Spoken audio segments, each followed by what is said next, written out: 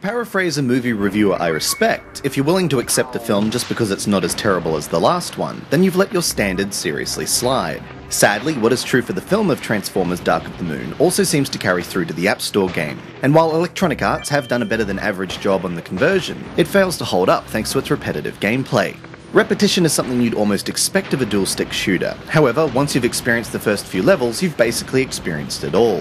Whether you control Optimus Prime or Bumblebee, you have the option of walking around in a robot form, blasting enemies with one of two weapons, limited in their use by a rising heat gauge, or smacking them around with a melee strike. Two special weapons are also available to dispatch groups of enemies, either by an area-blasting shockwave or a large homing missile attack. Those familiar with most basic twin-stick shooters will recognise the move and shoot control setup, though a dodge button is available for avoiding large attacks in boss fights, and during certain sections of the game you'll be able to make use of transforming into a vehicle, complete with an alternative stealth mode. While there's some attempt to mix up the experience over the 13 currently available levels, the game's only real challenge comes in the form of a handful of enemy types and the occasional airstrike to force you to move around quickly. Upgrades and unlockable weapons provide the only real variety available to players, though the usual mix of weapons, shotgun, rifle and so forth, can't be obscured by their science fiction names. As a movie tie-in game, Transformers Dark of the Moon remains at least somewhat faithful to its source material. The combat can be fun at first, but stretching the same fight over and over for multiple levels becomes a dull chore with no reward or reason to replay once you're done.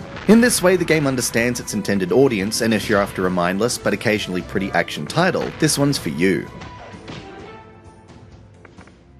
This has been Andrew with AppSpy.com. We review, you decide.